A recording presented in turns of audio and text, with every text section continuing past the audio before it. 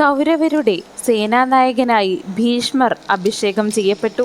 അങ്ങനെ കൗരവരുടെ സൈന്യത്തെ മുഴുവനായും വിശദീകരിച്ച് നൽകി ദുര്യോധനന് അദ്ദേഹം. ശേഷം ദുര്യോധനൻ ആരാഞ്ഞു. ശത്രുക്കളുടെ ബലത്തെപ്പറ്റി അറിയുവാനായി ഭീഷ്മരോട് ചോദിച്ചു. ഹേ ഗാംഗേയ, ശത്രുക്കളുടെ രണമുഖ്യന്മാരെക്കുറിച്ച് കേൾക്കുവാൻ ഞാൻ ആഗ്രഹിക്കുന്നു.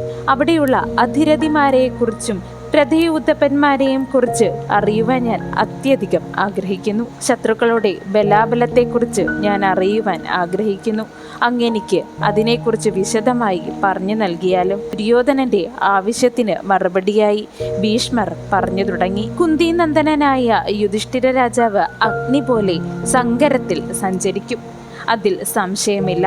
രാജാവേ, ബൃഹോദരൻ 8 ഇരട്ടി രഥിയാകുന്നു, അത് സംശയമില്ലാത്ത കാര്യമാകുന്നു. ഗദ, അമ്പ് എന്നിവയാൽ പോരിലവന് കിടയിടാൻ ആരുമില്ല. 10,000 ആനകളുടെ ശക്തിയുള്ളവനാകുന്നു അവൻ.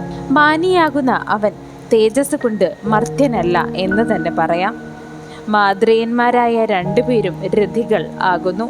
2 പേരും പുരുഷർഭന്മാരും ആകുന്നു. രൂപം കൊണ്ട് അശ്വത്തിനേക്കാൾ ശക്തരാകുന്നു അവർ. ഇവർ പടത്തലയ്ക്കലെത്തുമ്പോൾ ഉത്തമമായ ക്ലേശത്തെ ഓർത്ത് രുദ്രനെ പോലെ ചുറ്റും. അതിൽ യാതൊരു സംശയവും ഇല്ല. അവർ നേടിയെടുക്കുക തന്നെ ചെയ്യും വിജയം. എല്ലാവരും മഹാത്മാക്കൾ ആകുന്നു. ദാരുസ്തംഭം പോലെ ഉയർന്നവരാകുന്നു അവരേവരും. അളന്നു നോക്കിയാൽ അവർ അന്യരേക്കാൾ 1 ചാൺ പൊക്കം കൂടിയവർ ആകുന്നു. എല്ലാവരും സിംഹകായന്മാരും മഹാബലന്മാരും ആകുന്നു. പാണ്ഡവന്മാരൊക്കെ ബ്രഹ്മചര്യം അനുഷ്ഠിച്ചവരും ആകുന്നു. കൂടാതെ തപസ്സികളും ആകുന്നു. സിംഹത്തെ പോലെ ബലമുള്ളവരാകുന്നു അവർ. വേഗം, പ്രഹാരം, സമ്മർദ്ദം എന്നിവയിലെല്ലാം അവർ അമാനുഷിക ശക്തരാകുന്നു. ഭാരത ദിഗ്വിജയത്തിൽ എല്ലാ രാജാക്കന്മാരെയും ജയിച്ചവരാകുന്നു അവർ. ഇവരുടെ ആയുധങ്ങളും ബാണങ്ങളും ഗദകളും ആരാലും താങ്ങുവാൻ കെൽപ്പുള്ളത് അല്ല. ഈ സൈന്യത്തിൽ കടന്നു നോക്കിയാൽ അറിയാം, എല്ലാവരും ബലശാലികൾ തന്നെയാകുന്നു. അവരോട് ഏൽക്കുവാൻ ആരാലും ഇന്നില്ല. അഥവാ ഉണ്ടെങ്കിൽ തന്നെ അവരെ മുടിച്ചു കളയുകയും ചെയ്യും. ഒറ്റയ്ക്ക് നിന്നുകൊണ്ട് എല്ലാ രാജാക്കന്മാരെയും അവർ മുടിച്ചു കളയും. പാഞ്ചാലിയുടെ പരിക്ലേശവും ചൂതിൽ പറഞ്ഞ പരുഷവാക്കുകളും ഓർത്ത് അവർ യുദ്ധത്തിൽ രുദ്രനെ പോലെ ചുറ്റും. അത് നിശ്ചയമായ കാര്യമാകുന്നു.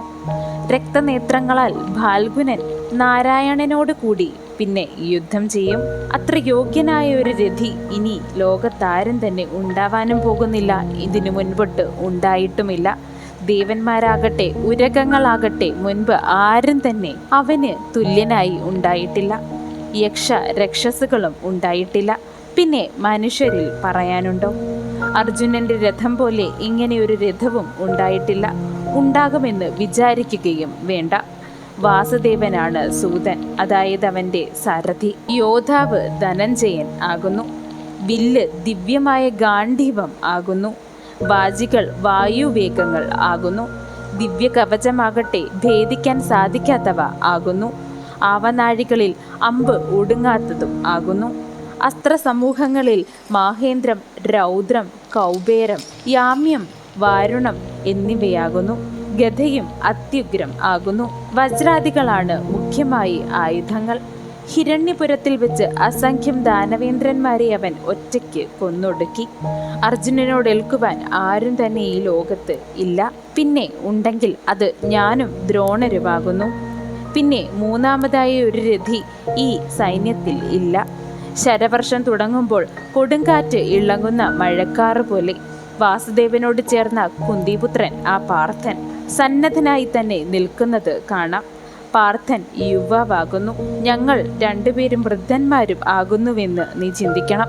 ഭീഷ്മർ പാണ്ഡവന്മാരുടെ 5 പേരുടെയും യുദ്ധത്തിലുള്ള വൈദഗ്ധ്യവും പ്രത്യേകതയും പറഞ്ഞപ്പോൾ കേട്ടുനിന്ന മന്നവന്മാർ, അതായത് രാജാക്കന്മാരുടെ പൊൻതോൾവളകൾ അണിഞ്ഞതും ചന്ദനം ചാർത്തിയതുമായ കൈകൾ ഒന്നയഞ്ഞു, ഒന്ന് ഭയന്ന് വിറച്ചു.